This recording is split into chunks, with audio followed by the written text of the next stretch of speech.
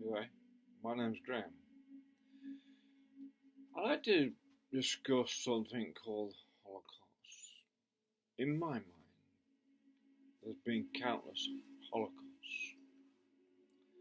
The first Holocaust was when it was God, so it's recorded in the Bible and in Sumerian records and many other records, where God ordered Noah to build an ark, and then he flooded the world and eradicated the world of the humans. That was the first Holocaust. See it as you like, but that was a Holocaust. A God ordered the wiping out, or organised the wiping out of the human race, or most of it. So that God then set a trend within humanity. It gave it the right and authority over the other humanity at some stage or other to wipe it out. Actually, it's just biological and bacterial in a larger form. But when it comes to the Holocaust, if we look at the 20th century alone, we can go back to many different Holocausts. The First Crusade, what went into Jerusalem, a bunch of gangs of crooks and thieves, whatever they were, went over there and wiped out, committed the Holocaust in the name of a God, in a holy war, in the Holy Land. They committed the Holocaust in Jerusalem, wiped out men, women and children. But if we come right through to the 20th century, we can see that when the Bolsheviks had their revolution against the Tsar of Russia, the oligarchy there, the Bolsheviks were basically organised by intellectual Jews who come up with another idea from Marxism, how to spread the wealth and all that. They started a revolution there that ended up killing, in the Holocaust in Russia, we are told that killed 60 million people in Russia. So Russia had this own Holocaust. And then Hitler, for whatever reasons, political reasons or whatever, sent him off the trolley and began to round up and eliminate. He thought he was eliminating Jews from his Germanic reign or area. He rounded them up and put them in trains and took them to concentration camps and began systematically exterminating them. But the fact is, death, and it was a Holocaust. I remember as a child, I was horrified by it. What I saw and witnessed, I still am horrified by it. It was a Holocaust, there's no doubt about that. But the Jews don't own the Holocaust. It belonged to all of us. He says that humans are not quite human yet. And if we look a bit further, we look at China. China killed off millions of its own intellectuals and millions of people who died in China in their own sort of Holocaust. When Mao Zedong thought he was saving the Chinese from the Japanese and capitalism and all the things he thought he was doing.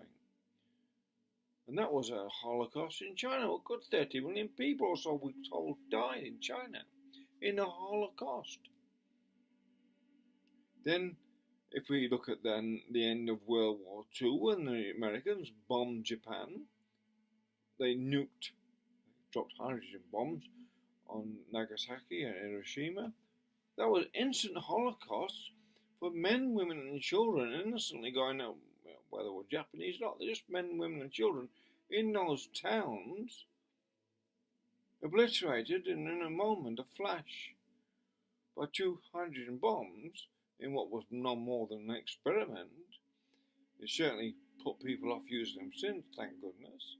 But that was a Holocaust. There's no good denying it was a Holocaust. Then Pol Pot,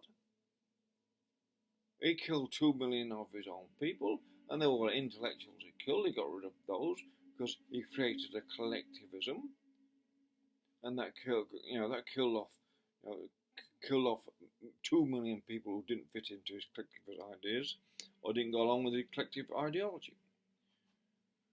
And then Americans went into Vietnam in some idea they were protecting us all from communism, when there's a political jumped-up war arranged with the Catholics who didn't like the idea of communism either, because they see communism as ungodly. Well, Catholics are very, very godly, aren't they? And go and arrange a war to kill a lot of people because they're not godly. And that's, what is this God? Good or bad God? What is it? We say good God, but we should say bad God, because a lot of people have died in the name of God. And was a good God or bad God? And that was a Holocaust when you're napalming innocent women and children. We saw it on TV. Napalming them, burning them all by this horrible thing. The Americans dropped napalms all over them, and then they dropped napalm on Cambodia. Another Holocaust of peasants said, what Cambodians were going to threaten America? How were Cambodians, they're innocent little people, 5'4" tall, how were they going to threaten America? We have no idea, but they did. They must have been, in the Americans' mind, the Cambodians were some sort of dynamic threat to the American existence. They had to go and napalm them in an Holocaust.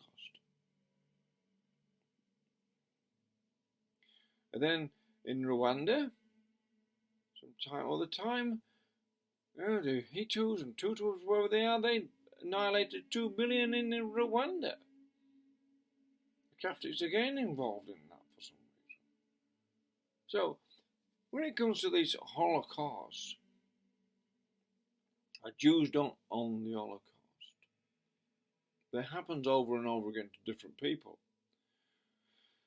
The thing about it is, though, it's a matter of a collective mentality. What is the problem? The collective mentality gives the idea of suddenly you're no longer a human, and you're ordered to do the bidding of an elite.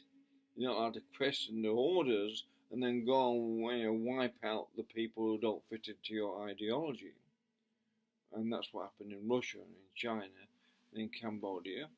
And the Jews didn't fit into the Germans' ideology. The Germans acted as a collective against the Jews. And when they act as a collective, they sign away their humanity. This is the point.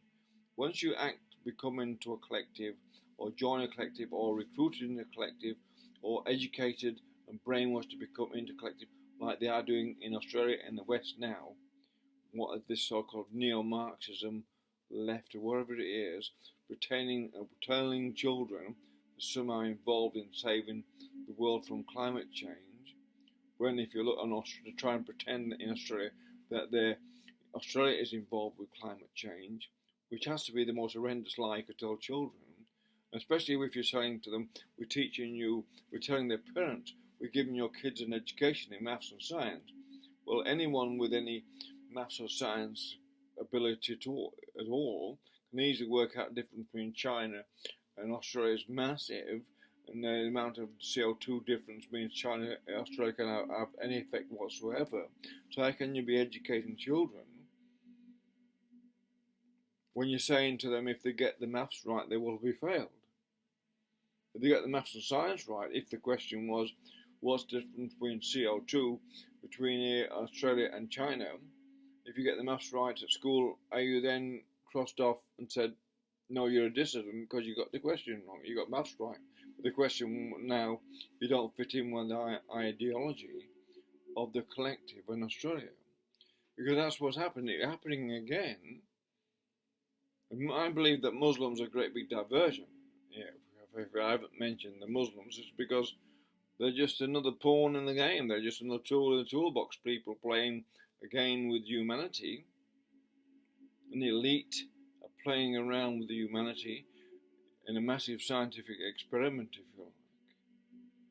And they're using children and the universities of politics and democracy, a very weak form of democracy, by the way, where nothing at all can get discussed. As soon as you get these collectives, free speech is gone. Like in Australia now, it's very, very difficult to discuss climate change rationally at all, or intellectually, or even remotely intelligently, without a bunch of people screaming blue murder and attacking you personally, rather than those people themselves get a pencil or paper out, work out the facts for themselves. They just want to believe what they're told by an elite. So the elite is brainwashing children to be part of a collective And that's a very, very dangerous thing to do, because these children in this time are being told that the world is against them, the world that's gave them all the wealth and riches and easy life they have is suddenly bad for them. And somehow by eliminating the means of creating wealth, which is through cheap energy, they're all going to be better off. And it doesn't make sense at all. And people say, no, neoliberals are all on about consumption. Well, what child is refusing consumption? All these children, child protesters against climate change, the most spoiled children in the world, are they going to be denying themselves an iPad, which is part of consumption? Are they going to say, we don't want an iPad, which would be a good idea for parents to refuse them that? Because you can't have an economy without a consumer society. In this modern age, without economy, you have no society, it collapses. So by increasing the cost of energy massively, like they're doing in Australia in particular, they're going to make life very difficult for these children in the future, and hoping then to turn them against the rest of the society that doesn't go along with their collective idea of how the world should be. And that's the sad part. People don't read history. They're too lazy to read history. Just believe what they're told, instead of doing their own research and their own maths and their own science and working things out for themselves. That is your human right. And the moment they take away your human right to question an authority, and authority is knowledge, your humanity has been removed from you. And when you become part of a collective, you've given away your your individuality, which is your humanity.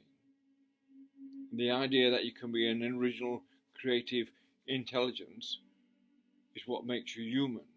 When you've stopped being and stopped having an original, creative intelligence potential, when that's been eradicated because you've joined a collective, no longer think for yourself, you've had your humanity removed. It's been bred out of you. That's a sad fact of the matter. Join a collective and give away your humanity. It's simple.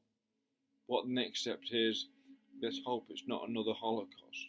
Because all Holocausts are caused by people being inhuman to another people. And the Jews are not the only people to have suffered an Holocaust. Many, millions and millions of people have been killed in an Holocaust. All humans feel pain. No humans want to be rounded up and put into camps or gulags or anywhere to be exterminated or starved to death or whatever. No humans. Every human has got the right to be free of collectivism.